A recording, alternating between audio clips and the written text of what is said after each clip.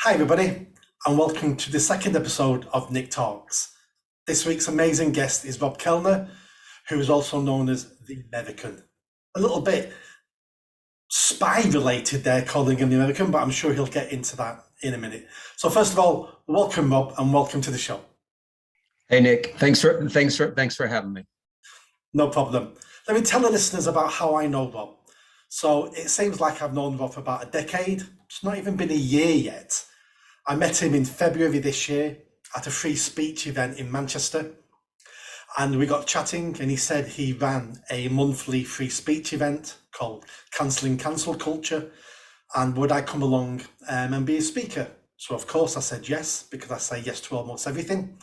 I went along, gave a talk. It was a great afternoon. So I'll put all the details of Rob's event in the description, and you can go along, sign up, and he holds it every month on a Sunday afternoon. And then from there we became friends.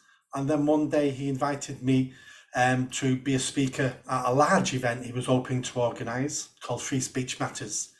We had a pint. Well, I had a pint. He had a Diet Coke, and we had a chat about the event. And I decided that I'd be quite happy helping him organise it. So that's what we did. We had some hiccups along the way, but the event eventually ran to schedule in a different venue, and we'll talk about that in a minute. So, is there anything else I've left out with that, Rob? I think you kind of covered it pretty well, pretty well. Great. So, my first question is, what is a Texan doing in Manchester? All right, Nick. So that's a long story, but I'll give y'all a shortened version of it. I have been in Manchester for 10 years. I moved here in 2012, right? I remember right when the Olympics were starting in London, but I've been in the UK since 2006. And I came over here originally. I did a PGCE to become getting a teaching certificate here. And I lived in Belfast, 2006 and 2007. And I loved it. And I just decided to stay, and I ended up coming over to England and near Reading, settled in Reading, and I got a job down there, and I came up to Manchester just as a tourist. And from the second I stepped off the train, I loved it. The energy here was amazing. The people were awesome. It was just a great, friendly place, and I figured this is I want to give this a go. So I got a teaching job here back in 2012, and have stayed ever since. Fantastic story. So, I'm going to put you on the spot.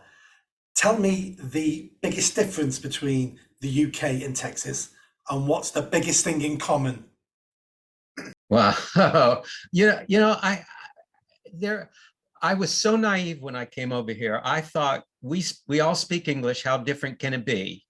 Well, I mean, I think it's a huge difference culturally, and just the way people are. And had I known how different it was going to be, I probably wouldn't have come, because when I came over here, like I've said before, I trained to be a teacher here, but I'd never heard of a GCSE. I didn't know what that was, an A level, O level. I'd never heard any of those kind of things. And I just jumped right into it completely blind.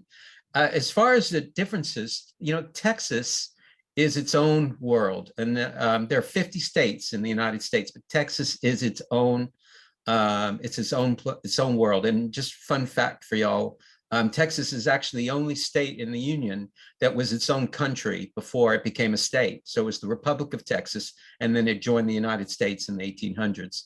And so I find Manchester people are very much like Texas people, and they're plain spoken, no nonsense, friendly,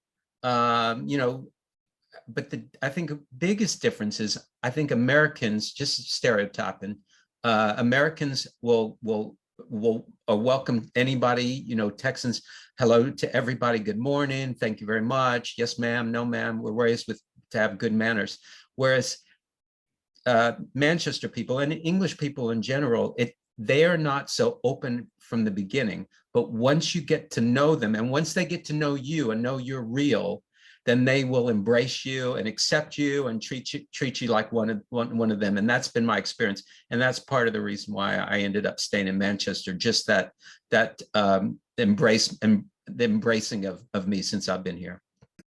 When I've been away, I've done a lot of traveling. So when I've been away for months and months on end, the thing I miss most of all is a bacon sandwich with brown sauce. And it begins to haunt me after a couple of months.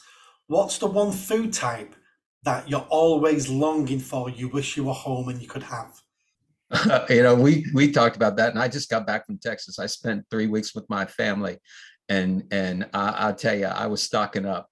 We Tex-Mex. If you've never had, God bless England for their chances at Mexican food, and I know they try their best, but let me tell you, until you've had Tex-Mex, you have not had Mexican food. And I stocked up. I ate and ate and ate, and also the barbecue. And I'll tell you that.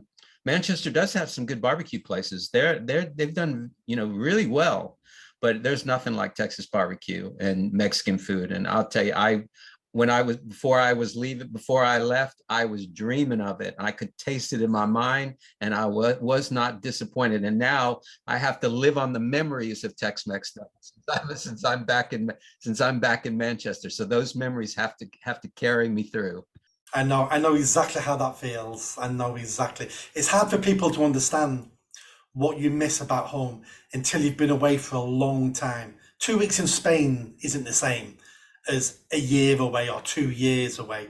That's when those little things from home mean so much. Now, Absolutely. And I'll tell you that people ask me, why are you here in the UK? Why are you in Manchester when you could be in Texas? And I tell them the God's honest truth is I love both.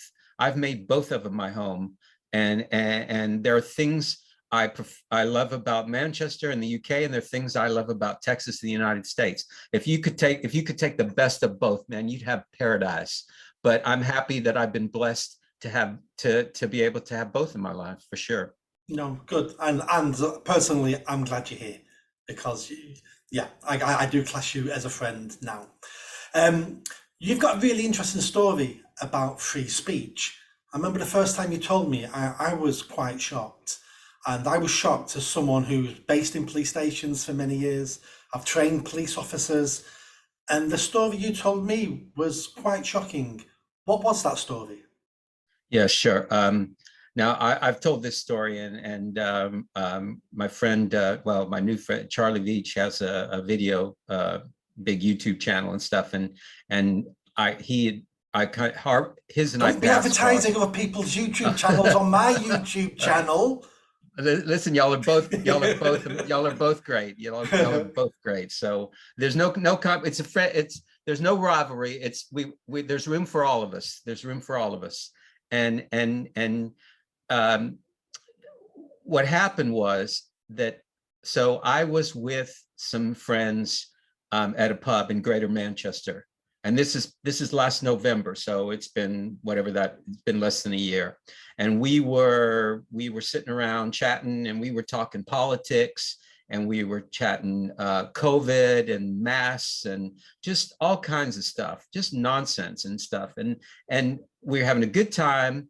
There were 9 of us, if I remember correctly, and we were laughing and carrying on and stuff. And nobody was drunk, nobody was loud. We weren't causing any kind of commotion. And there were few. It wasn't the pub wasn't crowded, and we were having a great time. And the group started breaking up. So this is a Saturday night, early Saturday night, and I left, and a few of us left. There were a couple guys left, and I got a text a little later in the afternoon saying, "Rob, the police just left." And I called my friend right away, and I said, "What do you mean the police just left?" And it turns out that another patron, I don't know who, called the police on us. And so two police officers came on a Saturday night and went up. First, they went to, I guess, the bartenders, and then they pointed my friends out, and the cops went over to them, and the cops came over and said, "Were y'all with a group of guys from earlier?" And they said, "Yes." And they said, the cops proceeded to ask them, "What were y'all talking about?" and what are your names? And my friends are like, what is going on here? Did we do something? Has something happened? And all this kind of stuff. And my friends were freaking out and everything. And they said, well, there's been that somebody had called the police because our language that we had been using was problematic. Okay, problematic language at a pub. And the only things that the cops would tell them was that two of the things that had been mentioned were one was 9/11 and the other one was the masks. At that time, masks were you still had to wear masks pretty much all around. And when my friend told me that, I had to start laughing because I said, y'all know those were two of the things I was talking about.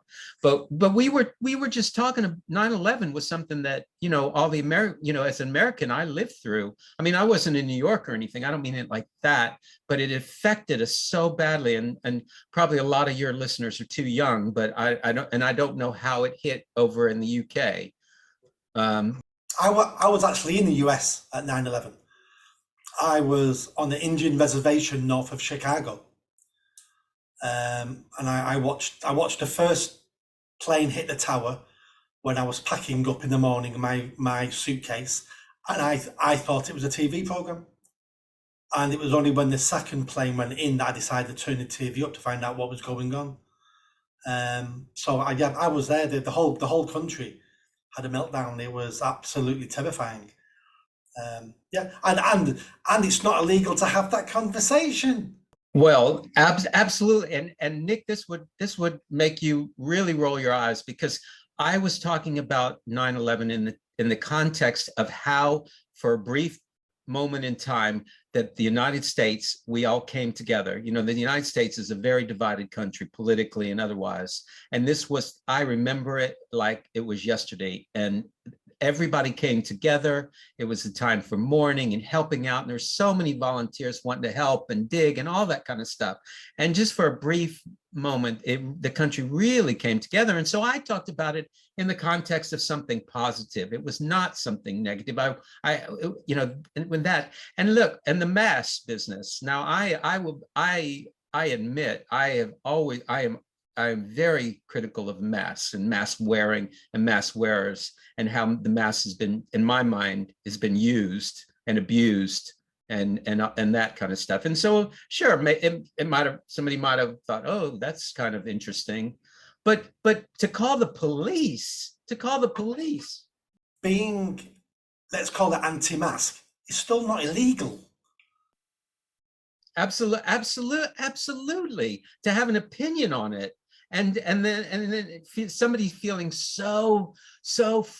being so fragile and so quote unquote violated, and that they felt like we had to be stopped. These guys sitting around in a pub had to be stopped in our wrong think. And the fact that the cops came, that's the shocking part. If you were taking that, listen, the cops get calls, and I get that, there's nothing, anybody can call the police for anything. Absolutely.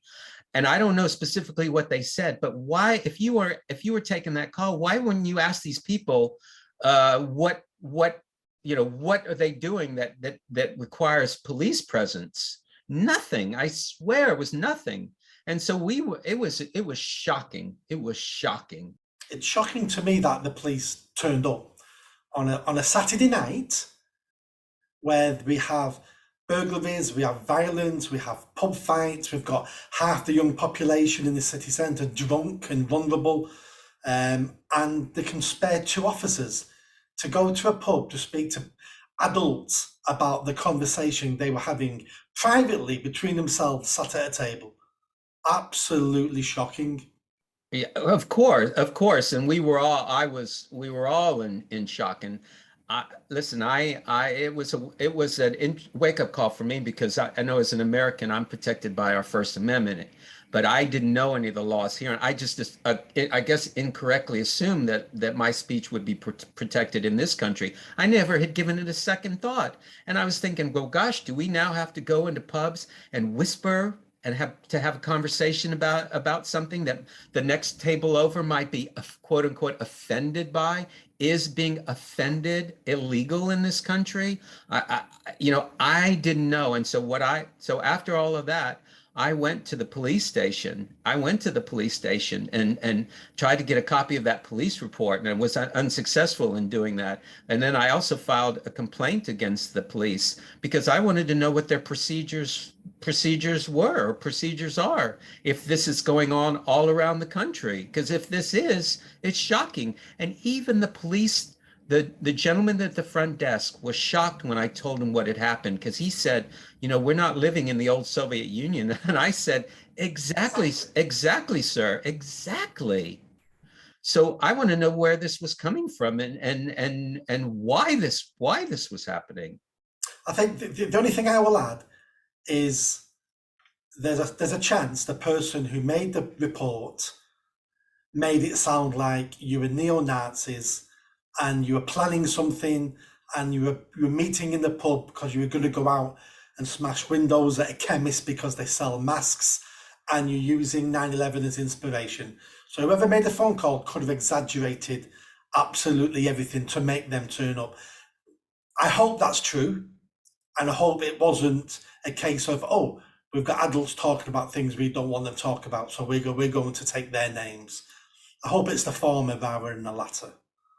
Well, listen, we are living in strange times, if that's worthy of a police. And you're right that they could have said anything, and maybe they misheard. I can't speak for them, but why wouldn't they come up if somebody was said, why wouldn't they go to the bartender and say, say something about us, or even better, just leave and go and just leave.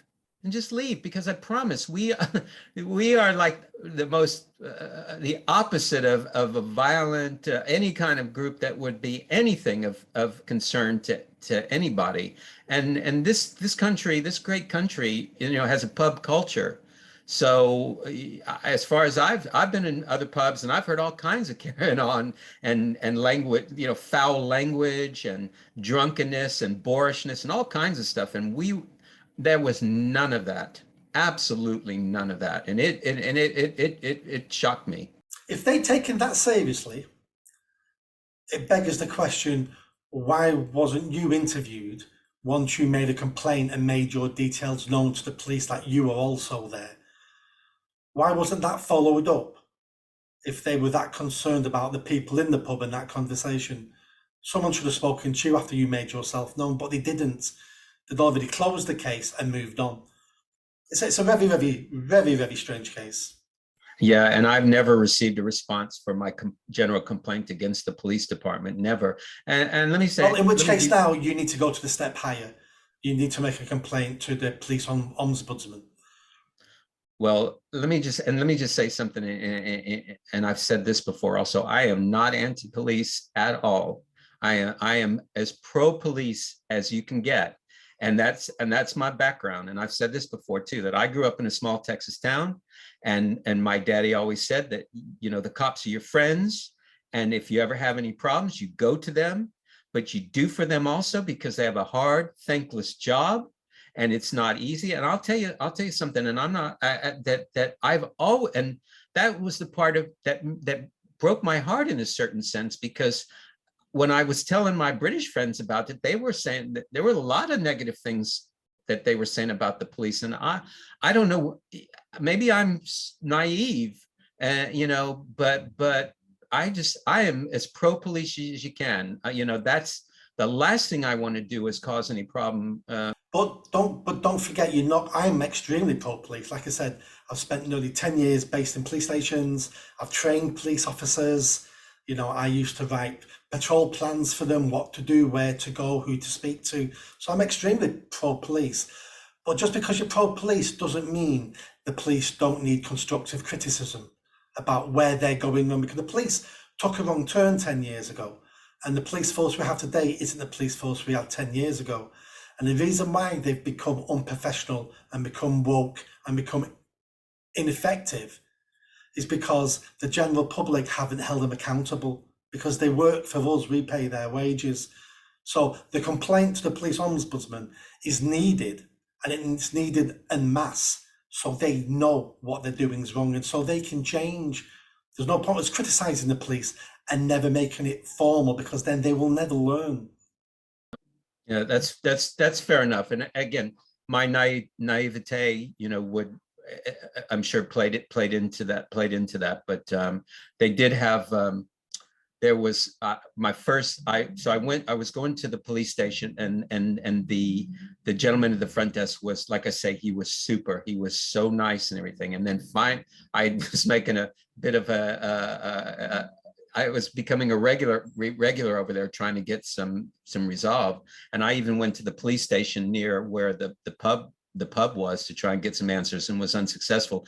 And finally there was a gentleman, a much bigger physically guy, came out, who was he would try to be intimidating towards me. He's like, "What are you doing here? Why are you bothering us?" And this and that and this and that. And I said to him, I said, "Sir," I said, "I'm not the enemy here." I said, I just want to, I'm just trying to find out some facts here, and that kind of thing. So and again, I wasn't scared, and I wasn't, I didn't, but it was, the last thing I want to do is cause any problems with the police. But like you said, if there are issues, then they should be resolved, and because they do, we should be working together. I am not the enemy, believe me. Yeah, the police are us, and we're the police, and the police work for us, and we need to hold them more accountable, like we do with all our public services, because they're all going down the wrong path at the moment. So tell me a little about your monthly event that you hold called Cancelling Cancel Culture. Sure, Nick. The idea came. I was London. So you had mentioned the Free Speech Union, and I've been a member of the Free Speech Union that's based out of London, and they focus on issues of obviously of free speech. And I was thinking that why all these great events and things happen in London, and I didn't see anything happening in Manchester. I thought, why shouldn't we have something like that? Instead of just waiting for something, it's time to just get up and do something. So I've got this group, and it's through the app called Meetup. It's also a website called Cancelling Cancel Culture. And what we meet once a month, and have speakers like yourself come talk about different issues. And we live in very interesting times, and it seems to me that there only one point of view is allowed these days. And if you go against a certain worldview, then you are canceled. You might lose friends, you might lose work, all kinds of things. And I believe that people should be able to speak their mind without fear of being canceled. It doesn't mean that doesn't mean threatening people or anything, any violence or anything like that. But why shouldn't folks be able to express themselves without fear of recrimination of any kind? Absolutely. I mean, we don't have a First Amendment in the UK, but up to now, we've never really needed the First Amendment, because speech was free in this country. But something changed 10 years ago, well, maybe 30 years ago. It's been a very, very, very slow change where, first of all, we were told not to say things, and because we're polite, we didn't say it. And then we've got to a stage now where some things now are semi-illegal to say. Some things on the internet are illegal to say. So, I mean, you can have a conversation in person and that doesn't break the law. But if I tweet those things to you or email you those things, it breaks the Communication Act, and now I'm a criminal. So some of the things are just extremely strange. And when I went, what a great bunch of people your group was. Very interesting, very diverse points of view. It's not like everybody agrees with everything. There was lots of people, challenging different parts of what I said and what other people said. And I thought it was a great afternoon where you can express yourself and meet people who may think differently than you. And absolutely. And I think if you shut people down, it takes speech to different places. And why, we've seen it in Twitter, we've seen it in YouTube. If you go against a certain point of view, you get canceled, you'll get kicked off of Twitter, you'll get demonetized off of YouTube for just questioning certain things or believing in a certain way or anything like that. And to me, the answer to speech that you don't like is more speech, not stifling speech. That's not the right way. And maybe in this country, we've taken it for granted. Maybe that's what it's been. We've taken it for granted and just assumed that we'd always have that. And you see in the United States, that's been happening in the States too. And Americans are fighting back. You see with Elon Musk, potentially taking over Twitter, that that thing where they say they're a free speech avenue, and yet we know that they're not. When people say they support free speech, what they usually mean is, I support my free speech because I'm amazing. I know right from wrong. I've got all the right opinions. You're the one with the wrong opinions, and we need to control what you say because you're wrong. It doesn't apply to me because I'm amazing. And that's what we need to get away from, because you're right, the answer to poor ideas and poor speech is more speech and more ideas, because that's how we'll eventually get to the best ideas, is by having as much speech as possible and filtering out the rubbish, and what's left then will be good ideas. Well, let me say, Nick, you are amazing. Come on now, I know you are amazing. I have to say that. But in all seriousness, you're 100% right that there's not one point of view for anything, and we should not be living in a world where only one point of view is allowed. And that's part of my cancel culture group, is that we do talk about the things that you're not necessarily allowed to. And we do, we get young and old and all kinds of voices that feel like they've been left behind. And that's the idea. So that's how, when I started, we average about maybe 30 people, 40 people a month that come to my group, sometimes different, something like that. But what I was thinking of, and going back to what goes on in London, I thought, why shouldn't Manchester have an event, a big event, where you get people talking about free speech and all of that? And that kind of leads us up to how you and our paths kind of crossed. And that's how you mentioned it a little bit, but I was thinking, let's talk about free speech, and on a bigger venue that's open to the public in Manchester, have a great event, and really go into the topic of what free speech is. Does it matter? Should it matter? Should you care? Because so many people, what difference does it make? It's not really hurting me, that kind of thing. And that's how you and I, our paths crossed. Yeah, exactly. So you came up with the idea, we had a chat, we decided to do it together, and we decided to run a big event called Free Speech Matters in Manchester at the Friends House run by the Quakers. And we booked the venue, holds 300, and we thought that's an amazing number. We started selling tickets, sold almost 200. And a couple of weeks before, they said, oh, we don't like one of your speakers and he can't come to this building. So they cancelled the event. That's right. Just when you and I were we were living large, man. We were thinking this is going to be great. We were getting so happy, and of course our world came crashing down just when you get comfortable. Things change, I had, they weren't anything but professional. It was nothing but polite on both sides, and she told me to my face that they didn't like one of our speakers, and that if we agreed to remove one of the speakers, that they would let it go through. And I'll be honest, for a split second, I thought, well, I really, really want to have this. And then I snapped out of it. Because then you realized it wouldn't be a free speech event, would it? It would be an event with approved speakers. Oh, exactly. And I said to her, basically, I said, listen, what kind of man would I be if I say to our speaker, you can't come to our free speech event? That I would feel like a weasel. a weasel. And I said, no, ma'am. I said, I will not do it. And they, listen, they were in their legal rights to do what they did. And so, I walked out of there in a daze, and I contacted you, and we were both kind of, I don't want to speak for you, but I know I was feeling awfully lost for a few hours. Exactly, and then we looked for plan B. So plan B was we needed another venue.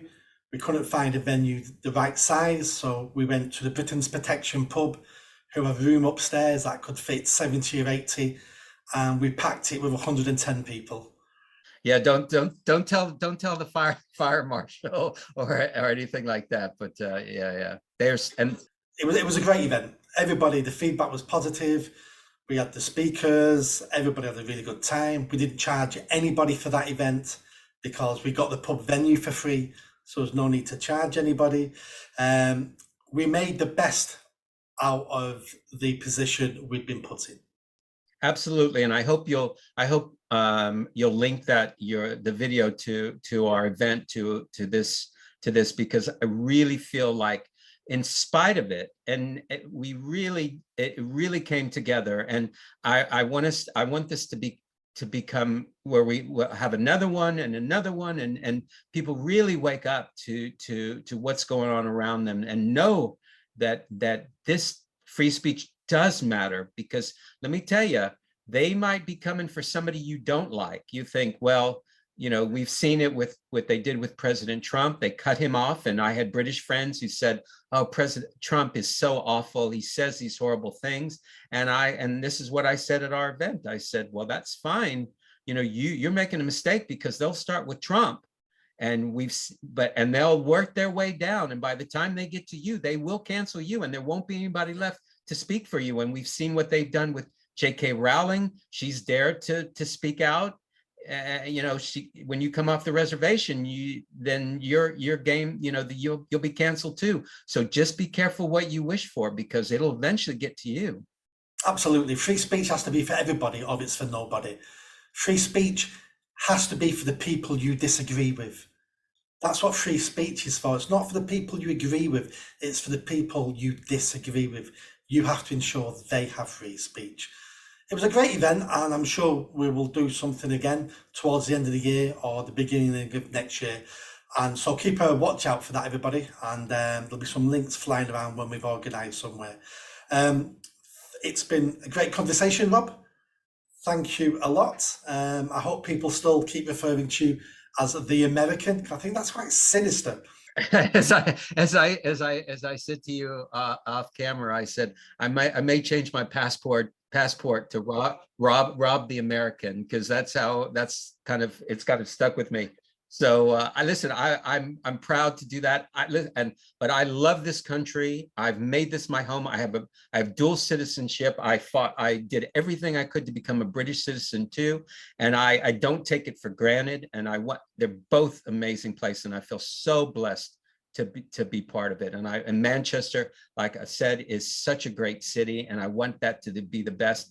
And it's there. So thank you. Listen, Nick, thanks so much for having me, and I really appreciate it, and I value our friendship. Yep, me too. And for everybody listening, go into the description. You'll find all the information for Rob's monthly meetup in the Britain's Protections pub in the middle of Man City Centre, one Sunday a month in the afternoon. Well worth going, and you might see me there as well every now and again. So thank you again, Rob, and I'm sure I'll have you back on very soon. Yeah, thanks a lot, Nick, and thank y'all for all the support and everything, and we really appreciate it. No problem. See you soon.